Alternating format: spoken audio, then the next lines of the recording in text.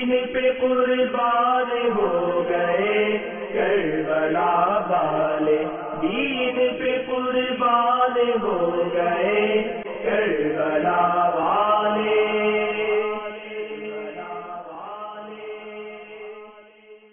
الحمدللہ رب العالمین والصلاة والسلام علی سید المرسلین، اما بعد فاعوذ باللہ من الشیطان الرجیم، بسم اللہ الرحمن الرحیم۔ الصلاة والسلام علیک یا رسول اللہ وعلی آلک واصحابک یا حبیب اللہ، الصلاة والسلام علیک یا نبی اللہ وعلی آلک واصحابک یا نور اللہ۔ رحمت کونین سید صلی اللہ تعالی علیہ وآلہ وسلم کا فرمان عظمت نشان ہے، تم اپنی مجلسوں کو مجھ پر درود پڑھ کر آراستہ کرو، تمہارا درود پڑھنا قیامت کے روز تمہارے لیے نور ہوگا۔ صلو علی الحبیب صلی اللہ تعالی علی محمد۔ سلسلہ واقعہ کربلا میں ہم حاضر ہیں، اچھی اچھی نیتوں کے ساتھ اول تاخیر سلسلہ ملاحظہ فرمائیے،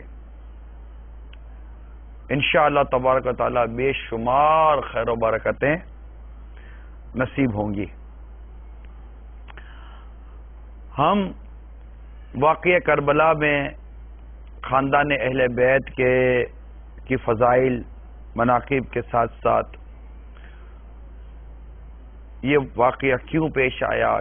اس کے اسباب کیا تھے، اس کا پس منظر کیا تھا، وہ بیان کرتے چلے جا رہے ہیں۔ آج انشاءاللہ تعالی میں حضرت سیدنا حسن مجتبی رضی اللہ تعالی عنہ کے متعلق چند ان کی سیرت کے پیارے پیارے پہلو عرض کرنے کی کوشش کروں گا، اور ان کی شہادت کیسے ہوئی انشاءاللہ تعالی اس پر بھی کچھ عرض کرنے کی کوشش کروں گا۔ اگر وقت ہوا تو بھی یزید پلید کا موضوع بھی لیں گے اور اس کے متعلق بھی سنیں گے کہ اس کے بارے میں کیا کیا کتابوں میں لکھا گیا ہے۔ بڑا خوبصورت اور بڑا پیارا ذکر مبارک ہے امام حسن مجتبی رضی اللہ تعالی عنہ۔ آپ کی جو کنیت تھی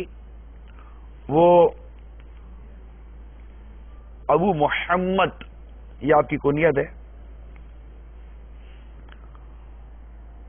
لقب تقی و سید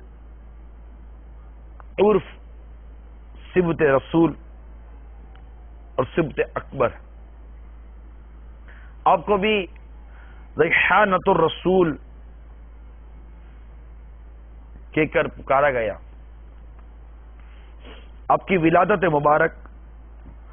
15 رمضان المبارک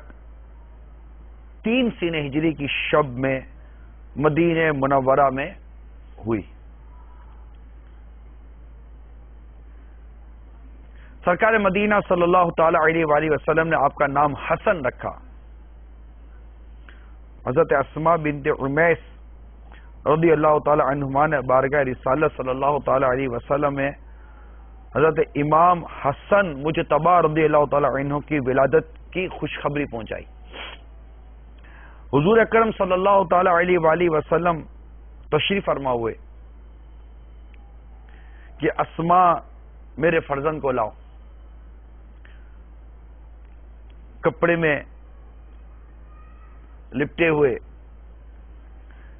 اس حقیقی شہزادے کو بارگاہ رسالت صلی اللہ تعالی علیہ وسلم میں حاضر کیا گیا۔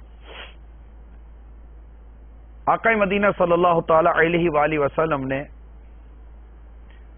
داہنے کان میں یعنی سیدھے کان میں آذان اور بائیں میں یعنی الٹے کان میں تکبیر فرمائی، اور مولا علی شیر خدا کرم اللہ تعالی وجہ الکریم سے دریافت فرمایا، تم نے اس فرزند کا نام کیا رکھا ہے؟ عرض کیا یا رسول اللہ صلی اللہ تعالی علیہ وسلم، میری یہ کیا مجال کہ آپ کی اذن اور آپ کی اجازت کے بغیر میں ان کا نام رکھ لوں۔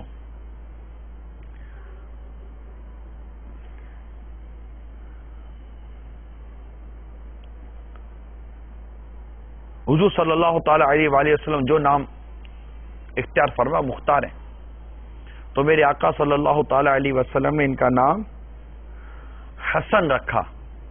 ایک روایت میں یہ بھی ہے کہ حضور اکرم صلی اللہ تعالی علیہ وسلم نے انتظار فرمایا یہاں تک کہ جبرائیل علیہ السلام حاضر ہوئے اور انہوں نے عرض کیا یا رسول اللہ صلی اللہ علیہ وآلہ وسلم، حضرت مولا علی کرم اللہ تعالی وجہ الکریم کو آپ کی بارگاہ میں وہ قرب حاصل ہے جو حضرت ہارون علیہ السلام کو حضرت موسیٰ علیہ السلام کے ساتھ اس کو جو قرب حاصل تھا. مناسب ہے کہ اس فرزند سعادت مند کا نام فرزند ہارون کے نام پر رکھا جائے. حضور صلی اللہ تعالی علیہ وآلہ وسلم نے ان کا نام دریافت فرمایا، عرض کیا شبر. ارشاد ہوا ہے جبریل اس کے کیا معنی ہے؟ عرض کیا حسن. تو آپ کا نام حسن رکھا گیا.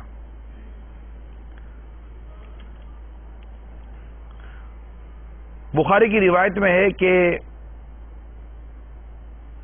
امام حسن مجتبی رضی اللہ تعالی عنہ حسن و جمال میں سرکار مدینہ صلی اللہ تعالی علیہ وسلم سے بہت زیادہ مشابہت رکھتے تھے.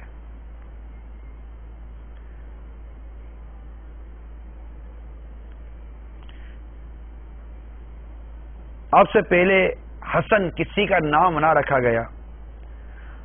یہ جنتی نام پہلے آپ ہی کو عطا ہوا.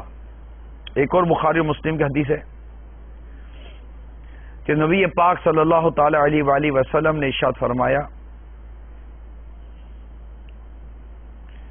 بلکہ راوی کہتے ہیں کہ میں نے نبی پاک صلی اللہ تعالی وسلم کی زیارت کی تو شہزادہ حضرت سیدنا امام حسن مجتبی رضی اللہ تعالی عنہ آپ کے دوش اقدس پر تھے اور میرے آقا صلی اللہ تعالی علیہ وسلم فرما رہے تھے یا رب عز و جل میں اس کو محبوب رکھتا ہوں تو بھی محبوب رکھ. امام بخاری نے ایک اور روایت بیان کی ہے، فرماتے ہیں کہ سرکار صلی اللہ تعالی علیہ وآلہ وسلم منبر پر جلوہ افروز تھے. حضرت امام حسن مجتبی رضی اللہ تعالی عنہ آپ کے پہلو میں تھے. حضور صلی اللہ تعالی علیہ وسلم ایک مرتبہ لوگوں کی طرف نظر فرماتے اور ایک مرتبہ اپنے اس شہزادے کی طرف نظر فرماتے. میں نے سنا کہ سرکار صلی اللہ تعالی علیہ وسلم نے ارشاد فرمایا کہ یہ میرا فرزند سید ہے اور اللہ تعالیٰ اس کی بدولت مسلمانوں کی 2 جماعتوں میں صلح فرمائے گا. مسلمانوں کی 2 جماعتوں میں صلح فرمائے گا. اور یہ ایک تاریخ کا پورا ایک واقعے کی طرف اشارہ فرمایا میرے آقا صلی اللہ تعالی علیہ وآلہ وسلم نے کہ میرے آقا صلی اللہ تعالی علیہ وآلہ وسلم کو رب کائنات نے غیب کا علم عطا فرمایا تھا اور یہ بھی اس حدیث میں یہ ایک غیب کی خبر تھی. یہ بخاری کی یہ حدیث پاک ہے، یہ بھی ایک غیب کی خبر تھی اور مستقبل میں ہونے والے ایک واقعے کی طرف اشارہ تھا اور ویسا ہی ہوا جیسا نبی پاک صلی اللہ تعالی علیہ وآلہ وسلم نے ارشاد فرمایا اور آپ کی بدولت 2 مسلمانوں کی جماعتوں میں صلح ہو گئی. الحمدللہ عز و جل. اور کوئی غیب کیا تم سے نہاں ہو بھلا یا رسول اللہ، اور کوئی غیب کیا تم سے نہاں ہو بھلا جب نہ خدا ہی چھپا تم پہ کرو رو. صلو علی الحبیب صلی اللہ تعالی علی محمد. ابن سعد نے عبداللہ ابن زبیر رضی اللہ تعالی عنہ سے روایت کی کہ سرکار صلی اللہ تعالی علیہ وسلم کے اہل بیت میں حضور صلی اللہ تعالی علیہ وسلم کے ساتھ سب سے زیادہ مشابہ اور حضور صلی اللہ تعالی علیہ وسلم کو سب سے پیارے حضرت امام حسن مجتبی رضی اللہ تعالی عنہ تھے. میں نے دیکھا حضور صلی اللہ تعالی علیہ وآلہ وسلم تو سجدے میں ہوتے اور یہ والا شان شہزادے آپ کی گردن مبارک کے پشت اقدس پر بیٹھ جاتے تو جب تک یہ اتر نہ جاتے میرے آقا صلی اللہ تعالی علیہ وسلم سر مبارک نہ اٹھاتے. میں نے دیکھا کہ رسول پاک صلی اللہ تعالی علیہ وسلم رکوع میں ہوتے تو ان کے لیے اپنے قدمین طاہرین کو اتنا کشادہ فرما دیتے کہ یہ نکل جاتے. کتنا خوبصورت انداز ہوگا. اور دیکھنے والوں کو جنہوں نے یہ روایتیں بیان کی کہ کبھی دوش پر دیکھیں تو کبھی سجدے کی عالم میں یہ عالم دیکھے ہیں، تو یہ رکوع کا معاملہ جو تھا یہ جب دیکھیں، میں غور کر رہا ہوں کہ یہ جو آقا مدینہ صلی اللہ تعالی علیہ وآلہ وسلم کے ساتھ جو یہ منظر ملاحظہ کرتے ہوں گے نبی رحمت شفیع امت صلی اللہ تعالی علیہ وآلہ وسلم کا خود اپنے اہل خانہ کے ساتھ، دیکھیں یہ بھی ایک میسج ہے، ایک لیسن ہے، ایک سیکھنے کی بات عرض کر رہا ہوں میں آپ کو کہ یہ ایک غور طلب بات ہے کہ ہم جب سرکار صلی اللہ تعالی علیہ وآلہ وسلم کو خاتون جنت رضی اللہ تعالی عنہا کے ساتھ کچھ معاملہ کرتے ہوئے پڑھتے ہیں کہ یہ معاملہ آپ کا یہ انداز تھا، حضرت حسنین کریمین کے ساتھ مولا مشکل کشا شیر خدا قرب اللہ تعالی وجہ الکریم کے ساتھ جب یہ معاملات کرتے ہوئے ہم وہاں جب دیکھتے ہیں تو ہمیں لگتا ہے کہ سرکار صلی اللہ تعالی علیہ وآلہ وسلم کس قدر اپنے جو اہل خانہ تھے، فیملی ممبرز اب ان کو کہہ لیں، اسی میں ازواج مطہرات بھی آ گئی، ہمارے عموماً اس پہلو کا نظر انداز کیا گیا ہے، اور وہ پیار اور محبت جو ایک فیملی ممبرز کے ساتھ ہوتی ہے، گھر والوں کے ساتھ ہوتی ہے، بچوں کے ساتھ ہوتی ہے، بچیوں کے ساتھ ہوتی ہے، بچوں کی امی کے ساتھ ہوتی ہے، پھر اور دیگر احباب کے ساتھ ہوتی ہے۔ اب دیکھیے جب صدیق اکبر رضی اللہ تعالیٰ عنہ حاضر بارگاہ رسالت ہوتے صلی اللہ تعالی وسلم، کس قدر سرکار صلی اللہ علیہ وسلم ان کے ساتھ اپنا وہ برتاؤ فرمایا کرتے تھے۔ اسامہ بن زید رضی اللہ تعالیٰ عنہ کے ساتھ آپ کا انداز، ویسا تھا زید رضی اللہ تعالیٰ عنہ کے ساتھ آپ کا جو انداز تھا، دیگر جو خلفائے راشدین اور دیگر اصحاب کرام تھے جو انداز تھا، سرکار صلی اللہ تعالی وسلم کی اس مبارک جو میں عادت کریمہ بیان کر رہا ہوں، اگرچہ اس میں حضرت امام حسن مجتبی رضی اللہ تعالی عنہ کے زبردست فضائل ہیں، ان کی زبردست یہاں پر ایک وہ بارگاہ رسالہ صلی اللہ علیہ وسلم میں جو ان کو مقام حاصل تھا اور جو محبت سرکار صلی اللہ تعالی علیہ وآلہ وسلم کو ان سے جہاں اس کا بیان موجود ہے، وہیں سرکار صلی اللہ تعالی علیہ وآلہ وسلم کا اپنے بچوں کے ساتھ جو وہ ایک انداز تھا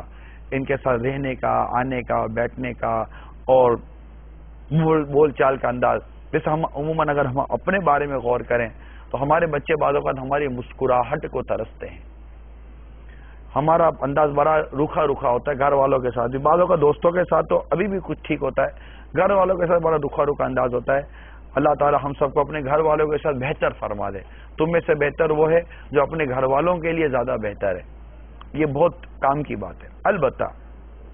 ایک پریکٹس ہے کہ ہم جب اس طرح کے روایات اور واقعہ سنتے ہیں تو ہم اس کو اپنے اوپر تھوڑا سا لینے کی کوشش کرتے ہیں تاکہ اس سے ہم مزید میسج لیں اور اس سے مزید ہم مدنی پھول حاصل کر اپنی زندگی کو پیار، محبت اور امن کا گہوارہ بنانے کی کوشش کریں۔ صلو علی الحبیب صلی اللہ تعالی علی محمد۔ حاکم نے عبداللہ بن عبید بن عمیر سے روایت کیا کہ حضرت امام حسن مجتبی رضی اللہ تعالی عنہ نے 25 حج پیادہ کیے، پیدل کیے، جبکہ سواریاں بھی ہوتی تھی، مگر ایک تواضع اور ایک انکساری اخلاص اور ادب کے بہت سارے تقاضوں کو شامل کرتے ہوئے آپ حج پیدل فرماتے تھے۔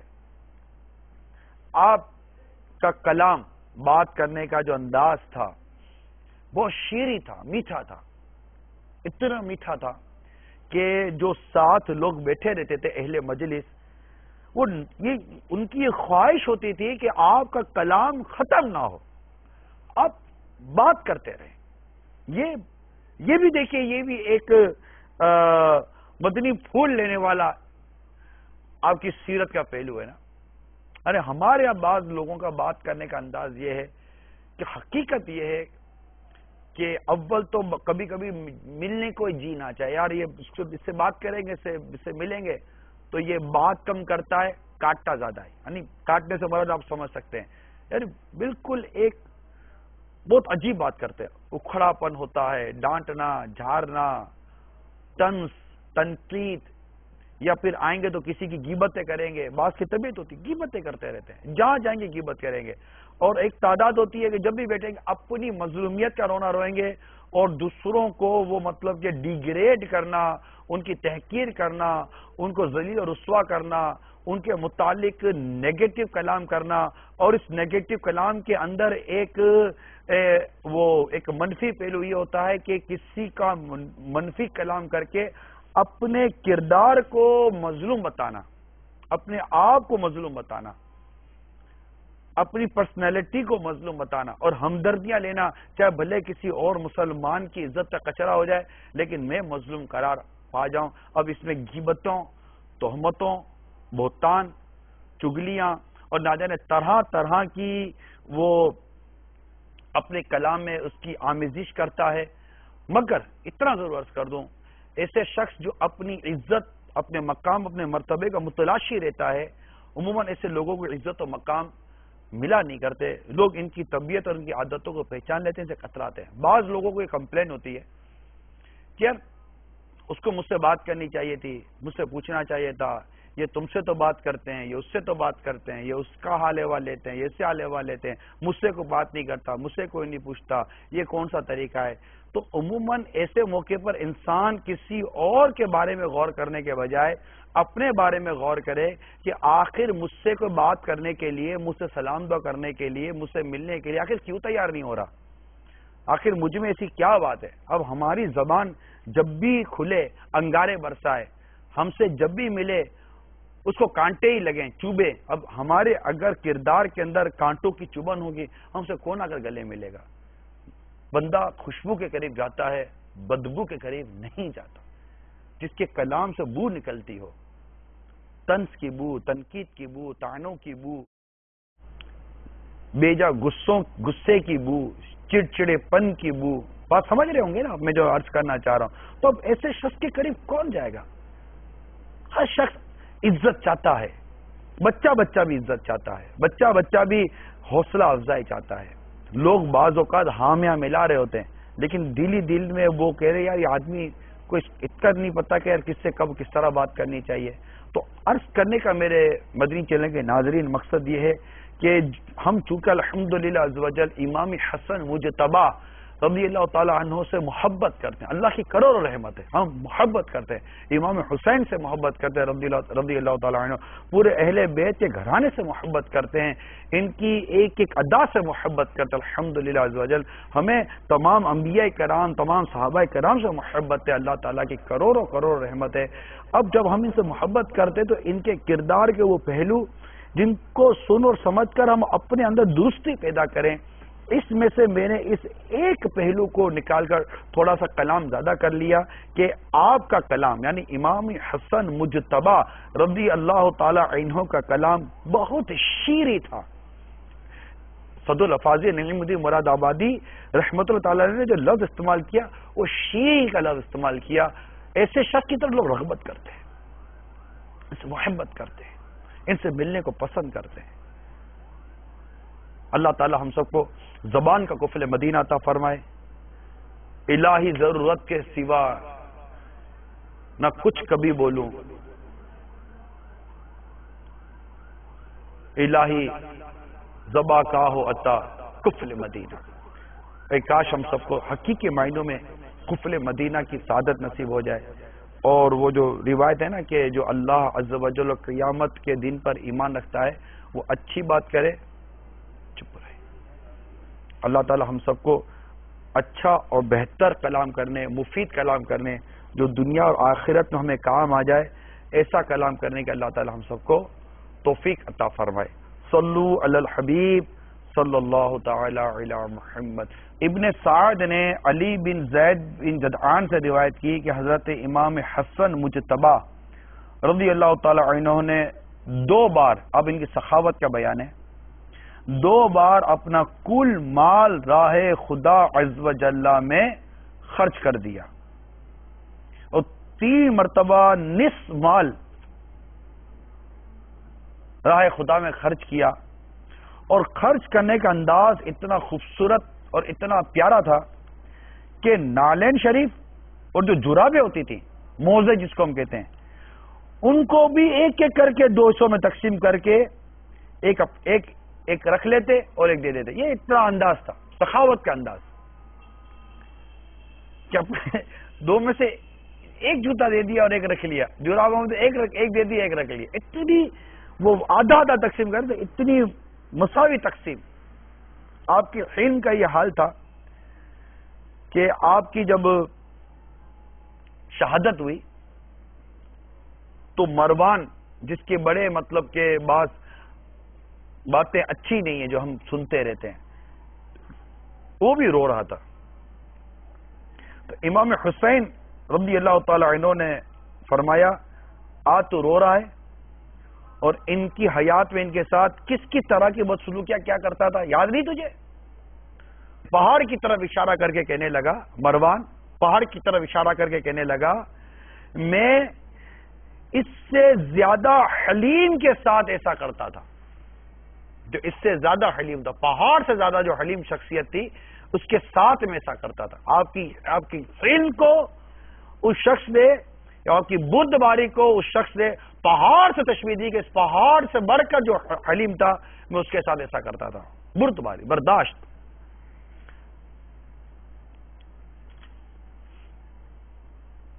روایتوں میں آتا ہے کہ کسی نے حضرت سیدنا امام حسن مجتبی رضی اللہ تعالی عنہ کو خواب میں دیکھا کہ آپ کے دونوں چشم کے درمیان قل هو اللہ احد لکھی ہوئی ہے. آپ کے اہل بیت میں اس سے بہت خوشی ہوئی، لیکن جب یہ خواب حضرت سعید بن مسیب رضی اللہ تعالی عنہ کے سامنے بیان کیا گیا تو انہوں نے فرمایا کہ واقعی اگر یہ خواب دیکھا ہے تو حضرت امام کی عمر کے چند ہی روز رہ گئے ہیں، اور یہ تعبیر درست ثابت ہوئی، اور بہت ہی قریب پھر آپ کو زہر دے کر شہید کر دیا گیا. زہر اس قدر خطرناک تھا کہ آنتوں کے ٹکڑے ٹکڑے کٹ کے بہت چیزیں خاری ہو جاتی تھی. اس سلسلے میں آپ کو 40 روز تک سخت تکلیف رہی. قریب شہادت جب آپ کی خدمت میں حضرت سیدنا امام حسین رضی اللہ تعالی عنہ نے دریافت فرمایا کہ آپ کو کس نے زہر دیا؟ کسی پر تو ڈاؤٹ تھا نا آدمی کو کہ اس نے زہر دیا. تو آپ حضرت امام حسن مجتبی رضی اللہ تعالی عنہ کا علم ملاحظہ کیجئے، اہل بیت کے اس گھرانے کا آپ انداز ملاحظہ کیجئے. فرمایا کہ تم اسے قتل کرو گے؟ امام علی مقام امام حسین رضی اللہ تعالی عنہ نے جواب دیا بے شک.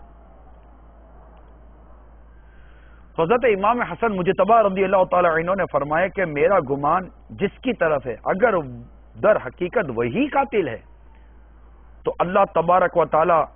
منتقم حقیقی ہے، اس کی گرفت بہت سخت ہے، اور اگر وہ نہیں ہے تو میں نہیں چاہتا کہ میرے سبب سے کوئی بے گناہ مبتلا مصیبت ہو. مجھے اس سے پہلے بھی کئی مرتبہ زہر دیا گیا ہے، لیکن اس مرتبہ کا زہر سب سے زیادہ تیز ہے. اللہ اللہ اللہ اللہ، ہائے ہائے ہائے. ہمارے بارے میں تو کوئی الٹی سیدھی بات کر دے تو برداشت نہیں ہوتا. اچھا خاصا ضبط کیا ہوا صابر قائب کا آدمی جس نے غیبت کے خلاف اعلان جنگ کی ہوتی ہے، غیبت کو، تہمتوں کو، بہتان کو، ان تمام چیزوں کو جو سمجھتا بھی ہو، اگر اس کو پتا چلے کہ کسی نے اس کے ساتھ کوئی زیادتی کی تو وہ بھی آپے سے باہر ہو جاتا، پھٹ پڑتا ہے. مگر یہاں امام علی مقام امام حسن مجتبی رضی اللہ تعالی عنہ کا علم، بردباری، صبر اور حسن اخلاق مدینہ مدینہ.